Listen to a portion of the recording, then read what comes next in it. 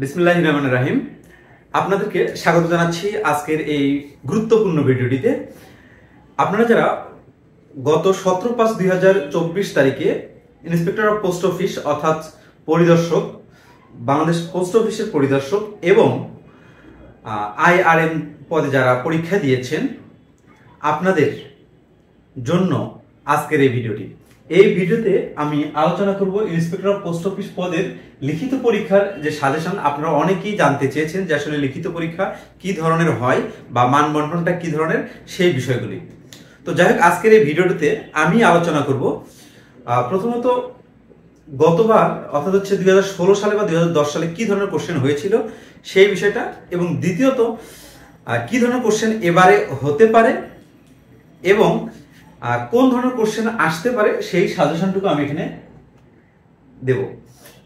আপনারা জানেন যে আসলে এই সমস্ত নিয়োগ পরীক্ষার সাজেশন জাস্ট হচ্ছে ক্যাটাগরি চেনা, আসলে কোন ধরনের প্রশ্ন আসে, পড়াটা মূলত আপনাদেরকেই পড়তে হবে। তো যাই হোক, আজকের এই ভিডিওতে আরেকটি সুখবর দিচ্ছি আপনাদেরকে, সেটা হচ্ছে আপনারা যারা উপজেলা পোস্টমাস্টার এবং ইন্সপেক্টর পদে রিটার্ন পরীক্ষা দেবেন, আপনাদের জন্য স্পেশালি আমার তরফ থেকে একটি online batch, paid version batch আমি চালু করেছি। এই ব্যাচে আপনারা কি কি পাবেন? এই ব্যাচে আপনি ম্যাথমেটিক্সে টোটাল 30 নম্বর থাকে। এই 30 নম্বর ক্যারি করার জন্য আমার আমি যে প্রোগ্রামটি ওপেন করেছি, অর্থাৎ অনলাইন যে ক্লাসটি ওপেন করেছি, এই অনলাইন ক্লাসগুলো আপনারা করতে পারেন। সেটা সামান্য অর্থাৎ নামমাত্র একটা অ্যামাউন্ট পে করে আপনারা আমার সঙ্গে সরাসরি লাইভ ক্লাসে যুক্ত হয়ে এই ক্লাসগুলো করতে পারবেন। আমি এখানে ম্যাথমেটিক্সের যে 30 নম্বর থাকে, এই 30 নম্বরের ফুল ডিটেলস সবগুলো কোশ্চেনই দেখানোর চেষ্টা করব। আপনারা যদি কেউ আমার এই অনলাইন ক্লাসগুলো বা আমার সঙ্গে এই লাইভ ক্লাসগুলো করতে চান, তাহলে আমার এই ভিডিওর স্ক্রিনে আমি আমার নাম্বারটি দিয়ে দিচ্ছি।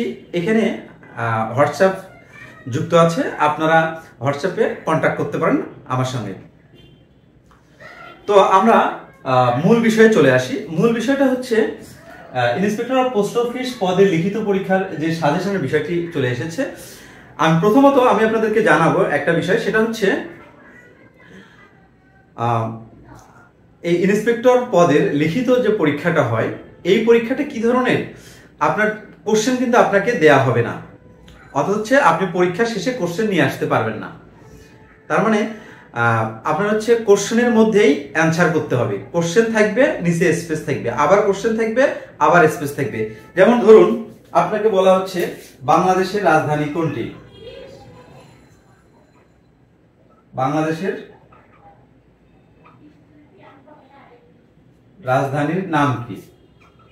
আপনাকে এই কোশ্চেনে জাস্ট বলা হলো, এখানে প্রশ্নের মধ্যেই এখানে উত্তর থাকবে, জাস্ট আপনি এখানে ঢাকা লিখবেন। ওকে, এইরকম কোশ্চেন। তো এখন কথা হচ্ছে কোথায় থেকে কত মার্কসের কোশ্চেন আসে সে বিষয়টি। আরেকটা বিষয়, এই ধরনের যদি কোশ্চেন থাকে তাহলে তো কোশ্চেন আপনি পাবেন না, এটা তো আপনি স্পষ্ট বুঝতে পারতেছেন। যেহেতু কোশ্চেন আছে, নিচে অ্যান্সারের জায়গাও আছে, সুতরাং কোশ্চেন দেওয়ার কোনো অপশন নাই। এখানে কোশ্চেনটা আপনাকে জমা দিতে হবে পরীক্ষার পরে। এই কারণে মূলত এই কোশ্চেনগুলো বের হয় না অফিস থেকে। তারপরে আমি এখানে বেশ কয়েকজন ইন্সপেক্টরের সঙ্গে কথা বলেছি আমাদের অফিসের, সবার ভাষ্য একই এবং সবার কথার মধ্যেই একটা মিল রয়েছে গতবারের কোশ্চেন এবং 2010 সালে যারা ব্যাচ ছিল তাদের যে কোশ্চেনটা, এই কোশ্চেনটি নিয়ে। তো আমি এই কোশ্চেনটি নিয়ে আজকে আলোচনা করব। গতবারের যে কোশ্চেনটি ছিল, এই কোশ্চেনে আসলে ফার্স্টে আমি মান বন্টনটা আপনাদেরকে বলে দিচ্ছি।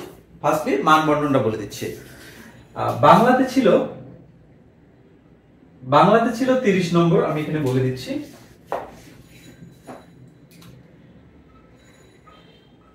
বাংলা পাঠে ছিল 30 নম্বর, ইংলিশে ছিল 30 নম্বর,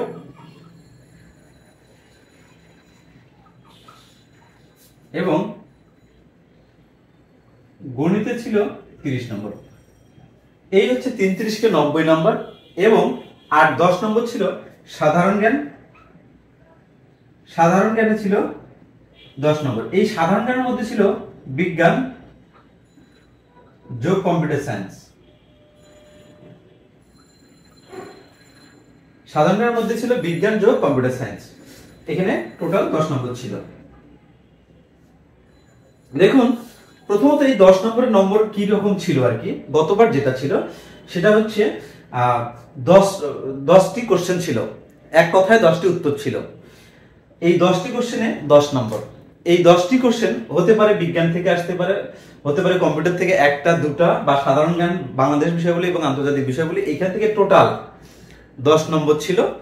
তো এইখানে টোটাল 10 নম্বর। এই 10 নম্বর কিন্তু আপনারা অলরেডি, আপনারা যারা প্রিলিমিনারি পরীক্ষায় অংশগ্রহণ করবেন, মানে অংশগ্রহণ করেছেন অলরেডি, যারা টিকবেন এখানে, আশা করি এই 10 নম্বর প্রশ্নে আপনাদের কোনো ঝামেলা হবে না, কারণ এই 10 নম্বর কিন্তু আপনি ইজিলি কভার করতে পারবেন। এখানে যে সাধারণ জ্ঞানগুলো থাকে খুব বেশি কমপ্লেক্স থাকে না।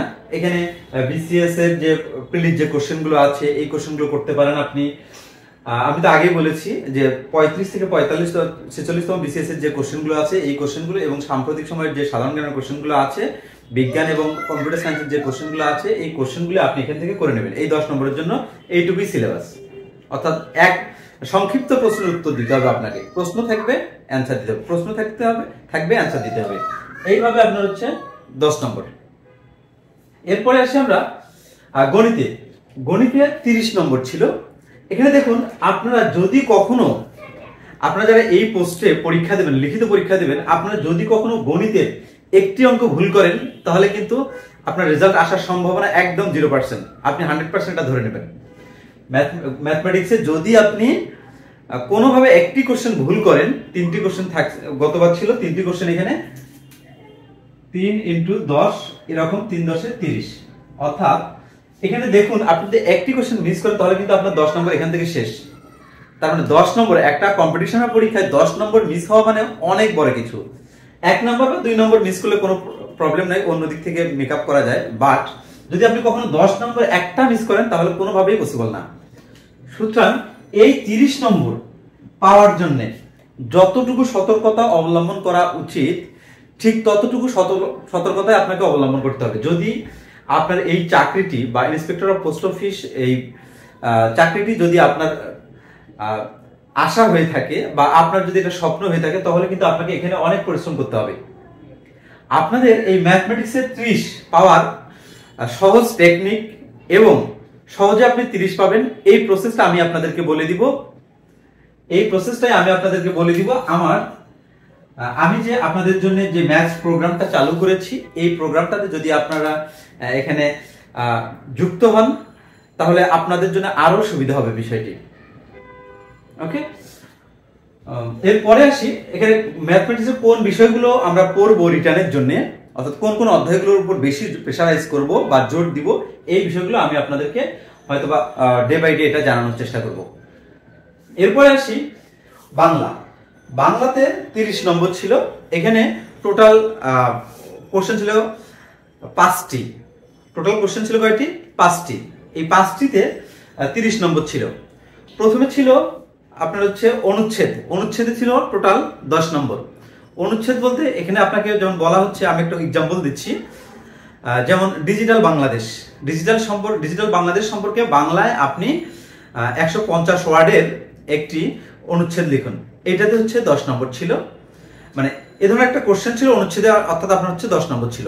এরপরে ছিল বাক্য শুদ্ধিকরণ, 5 নম্বর। বাক্য শুদ্ধিকরণ বলতে আসলে আমরা কি বুঝি? বাক্য শুদ্ধিকরণ বলতে বুঝি যেমন সকল শিক্ষকগণ স্কুলে উপস্থিত ছিলেন, এই বাক্যটা ভুল আছে, সঠিকটা ফাইন্ড আউট করতে হবে, আপনাকে সঠিকটা লিখতে হবে।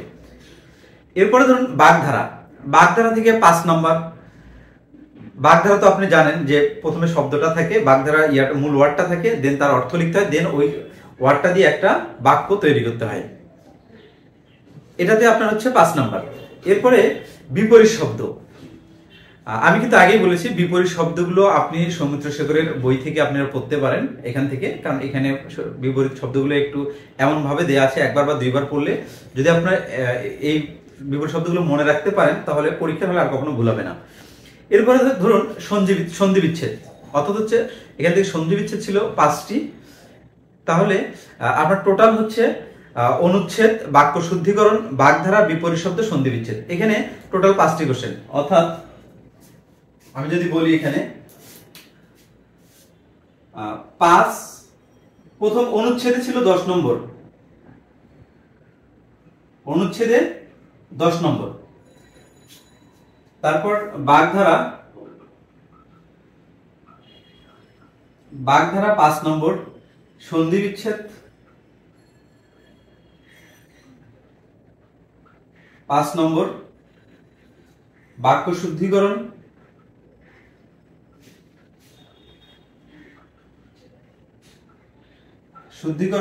5 নম্বর এবং বিপরীত শব্দ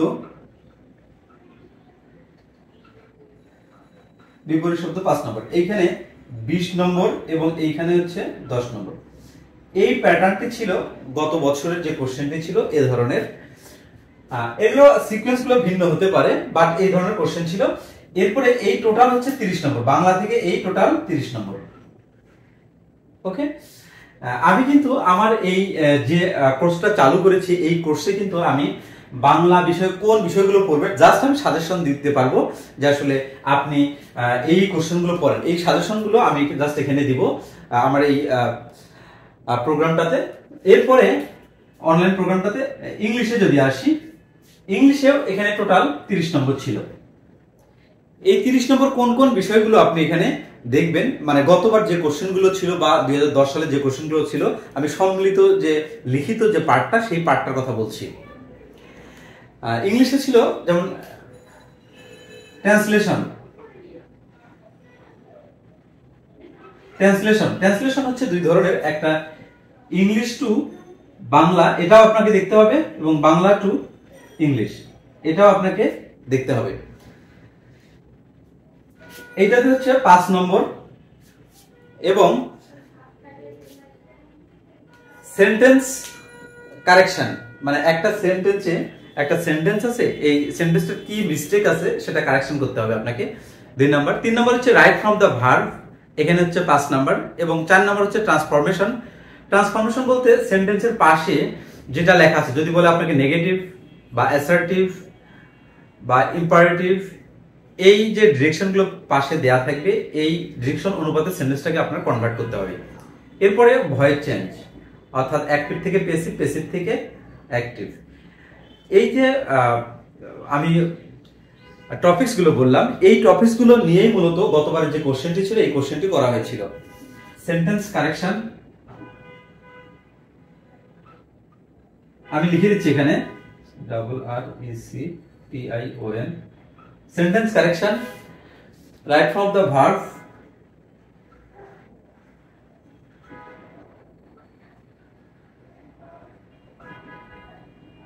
right from the verb,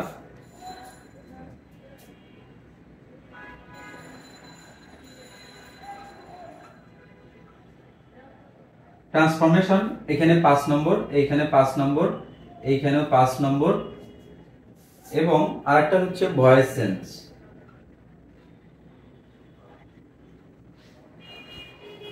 এখানে 5 নম্বর। এই টোটাল দেখুন, এখানে 2, এখানে 2, এখানে 20 আর 5 25, এখানে বাংলা ইংলিশ আছে, এখানে হচ্ছে 10 নম্বর। টোটাল হচ্ছে এই 30 নম্বরের কোশ্চেন ছিল গতবার। তো এই যে আমার যে মান বন্টন যে বিষয়টা, এই বন্টনটা কিন্তু আপনার চেঞ্জও হতে পারে, কারণ কোশ্চেন কিন্তু মাঝে মধ্যে আপডেটও হয়, এই কোশ্চেন প্যাটার্নটা চেঞ্জও হতে পারে। বাট আমরা আসলে ইতিহাস থেকেই তো আসলে শিক্ষা নিব। তো আমাদের এখানে বাংলা 30, ইংলিশ 30, গণিত 30, এই হচ্ছে 90। এবং এইখানে হচ্ছে সাধারণ জ্ঞান, সাধারণ জ্ঞানের মধ্যে আছে বিজ্ঞান আছে, কম্পিউটার সায়েন্স আছে, এখান থেকে হচ্ছে আপনার 10। এই হচ্ছে 100 নম্বরের টোটাল পরীক্ষা হবে। তো আপনারা আশা করি বিষয়টা বুঝতে পেরেছেন যে আসলে কি ধরনের কোশ্চেনগুলো হয়।